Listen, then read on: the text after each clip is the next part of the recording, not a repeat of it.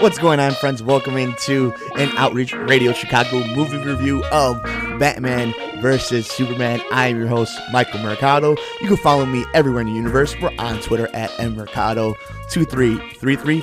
Like the radio show on Facebook at Outreach Radio Chicago. Subscribe to us on YouTube. Just find us at Mike Mercado 2333. And we're on SoundCloud. If you want the audio edition, just find Michael Mercado. We have really cool episodes, guys, on Outreach Radio Chicago about different things in the community that can help you out.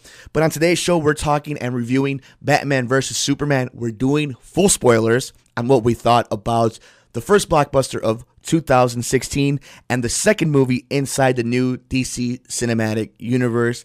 And this movie has people on fire, guys. Now, full disclosure, everybody knows I'm a complete fanboy of comic book movies, the nerd culture, all that fun stuff, right? Especially Batman. He's my favorite character ever created in the lexicon of pop culture and fiction, all that. He's my favorite. So obviously, as this renaissance of nerd culture becoming pop culture, becoming mainstream has happened with Iron Man, the Avengers, Captain America, you had the Dark Knight trilogy from Christopher Nolan, just these superheroes not just becoming good movies, but becoming the pedestal, becoming the gold standard of what a big blockbuster action-packed movie is supposed to be.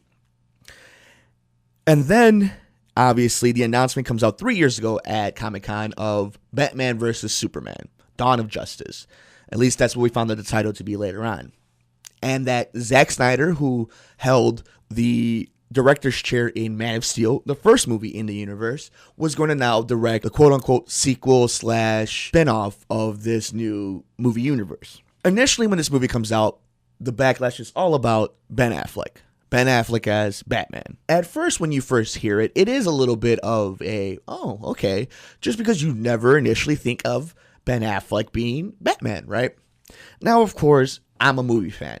So I've seen Argo, Gone Baby Gone, Gone Girl, The Town. I know he's developed into not only a passable actor, a hell of an actor, and a great director on top of it all. He's got Academy Awards for it, guys. We knew he knew storytelling from Good Will Hunting, right? So, he went through a little bit of a phase, just like Matthew McConaughey did, right? But another story for a different day. And the controversy starts right there. And then over time, as we start seeing previews and things like that, he wins us over. Then we find out Gal Gadot is Wonder Woman. A lot of critics were wondering about this girl who doesn't know how to act. This woman, beautiful woman, charisma. Does she know how to act? One of my personal favorite quote-unquote critics or personalities in the movie world is John Campea, formerly of Collider, I think with Comic-Con now, and even all the great crew over at Collider.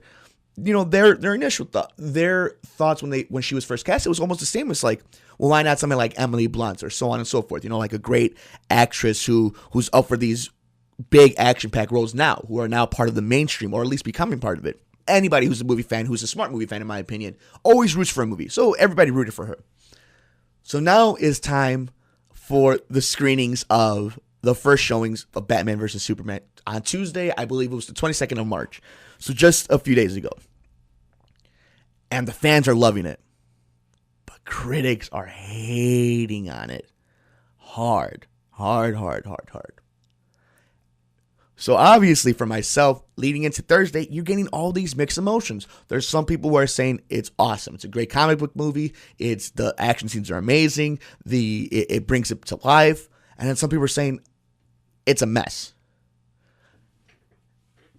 So with all that in mind, you have to be able to then put that all to the side. Me as the ultimate fanboy, okay, I'm hearing some great reviews, so I don't want to go in overexcited. And I'm hearing all these negative reviews. I don't want to go in with a downer, or down already on it. So we went into this movie, and me, my girlfriend, my mother, my brother, and my cousin, we all went in, right? So it's a family thing, and we're enjoying the movie. We've been hyped about it.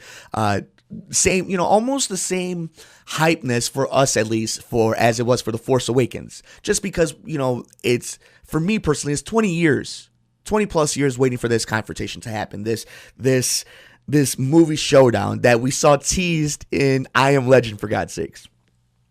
So the movie's on. I wanted it to be a 10 out of 10. I wanted it to be a 9 out of 10. I wanted it to be amazing. I wanted it to be a gold standard. I wanted it to be the movie in which every superhero movie is now looked upon to beat. And it wasn't. It just wasn't, guys. It was a good movie. It was fun. There's a lot of cool action scenes. There was some story plots in it that were interesting. But I don't think it's going to land the way it was supposed to land.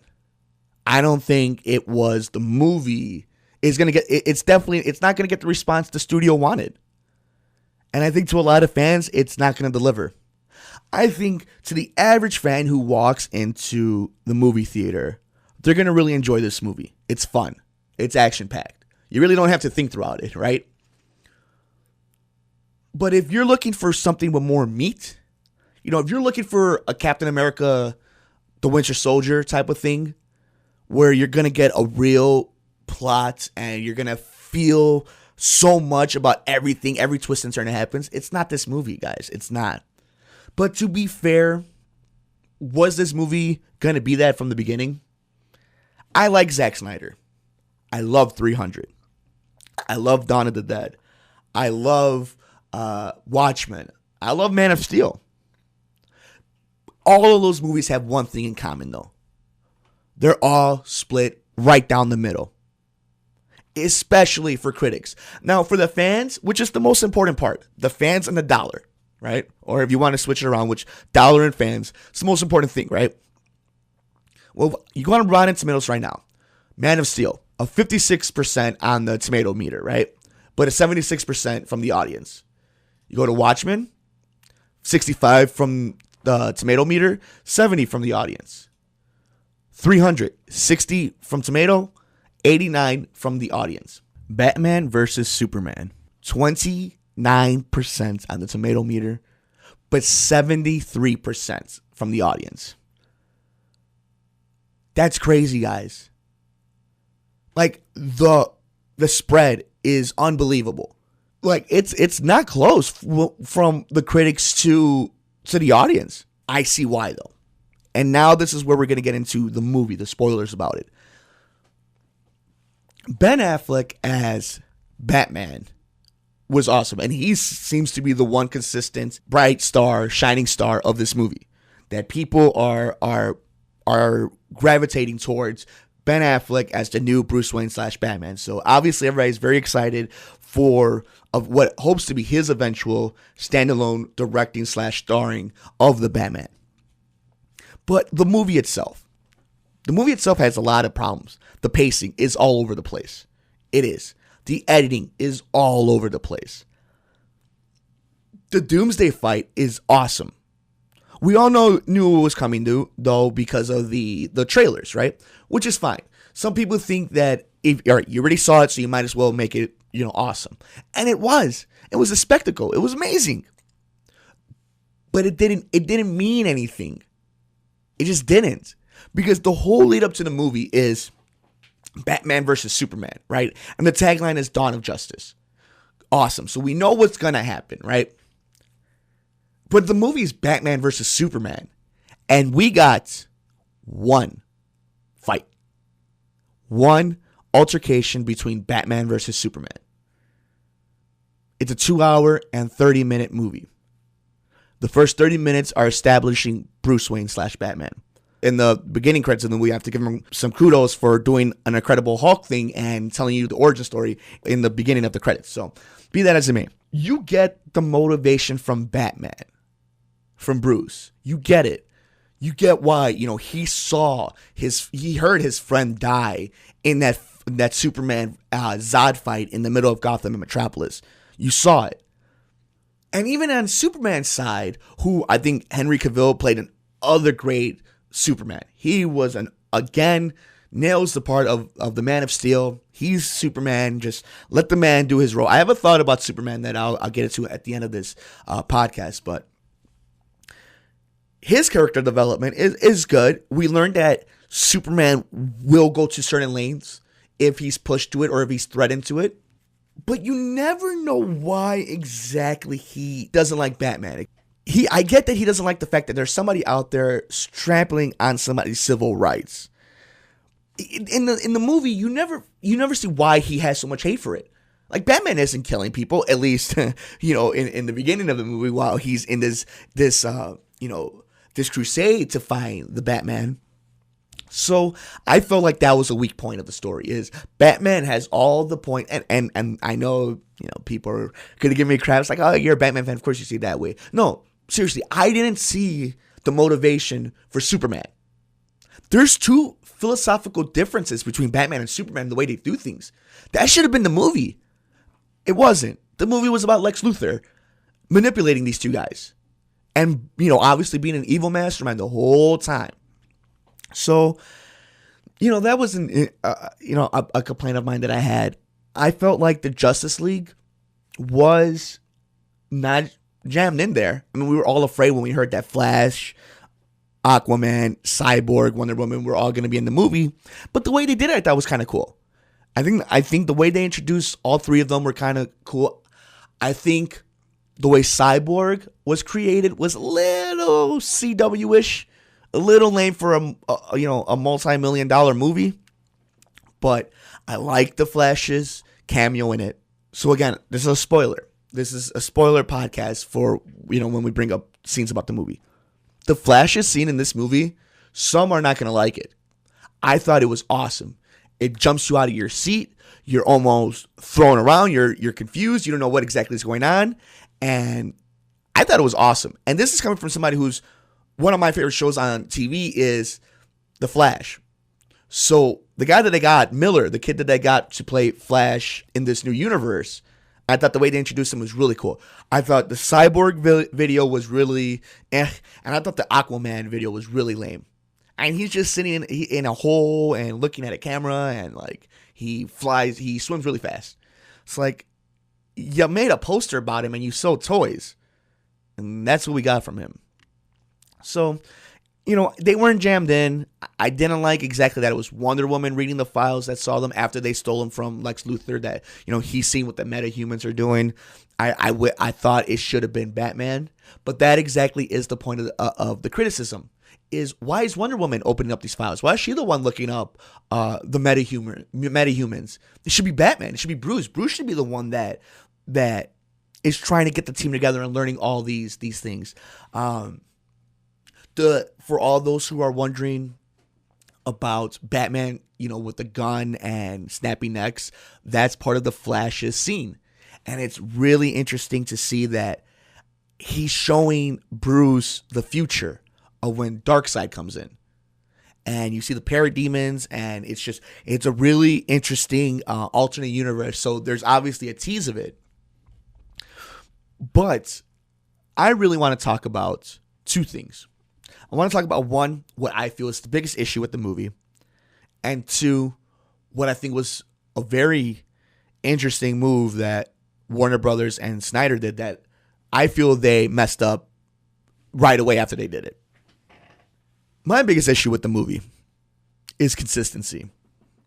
When you were watching movies like Deadpool, Force Awakens, any movie like that, and I'm going to be completely honest with you, I'm not a big J.J. Abrams fan, guys. I'm not. I didn't like Lost. I didn't like Alias. I didn't like Star Trek. I'm not a big JJ guy.